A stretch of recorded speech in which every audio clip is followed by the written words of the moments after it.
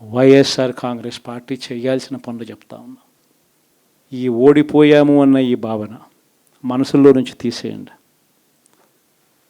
మనం చేసిన మంచి ప్రజల్లో ఇంకా ఉంది. ప్రతి ఇంట్లో గుర్తుంది, ప్రతి కుటుంబంలోనూ మనం చేసిన మంచి ఎక్కడికి పోలేదు. ప్రతి ఇంటికి మనం తలెత్తుకొని పోగలుగుతాం, తల దించుకొని కాదు. చెప్పిన పని చేయక కాదు, చెప్పిన పని చేసి తలెత్తుకొని పోగలుగుతాం ప్రతి ఇంటికి కూడా. మనం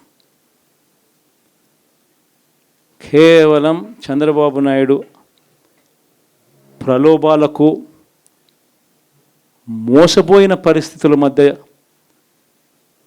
మనకు అంతో ఇంతో అపజయం ఏదైనా జరిగిందేమో.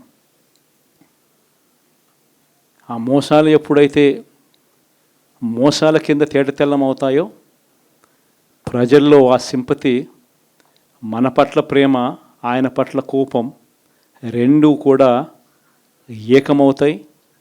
మనల్ని గొప్ప మెజారిటీలతో మళ్ళీ మనల్ని తీసుకొస్తారు.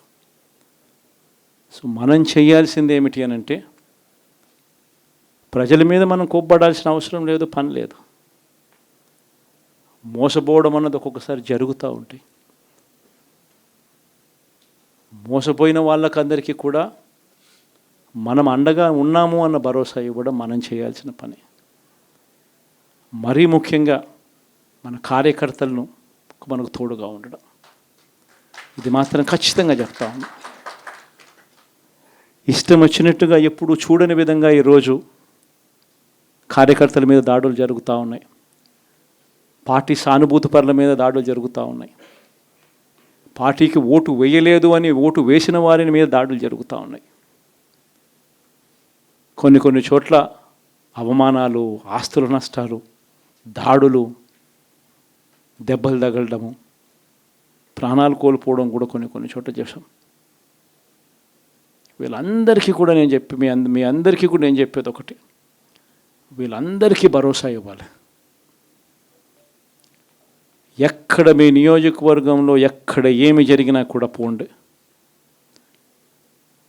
మీ తరపు నుంచి సహాయం చేసే కార్యక్రమం చేయండి. పార్టీ తరపు నుంచి కూడా సహాయం అందిస్తుంది, అది కూడా తీసుకొని పోయి కూడా ఇవ్వండి. ప్రతి కార్యకర్తకు తోడుగా ఉందాం, ప్రతి కార్యకర్తకు భరోసా ఇద్దాం.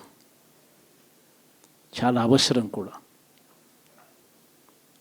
మన కోసం కష్టాల్లోనూ నష్టాల్లోనూ మన కోసం నిలబడ్డారు, జెండాలు మోసి నష్టపోయారు, ఓట్లు వేసి దెబ్బలు తిన్నారు, మనకు ఓట్లు వేసి దెబ్బలు తిన్నారు. వారందరికీ కూడా తోడుగా ఉండాల్సిన అవసరం ఉంది.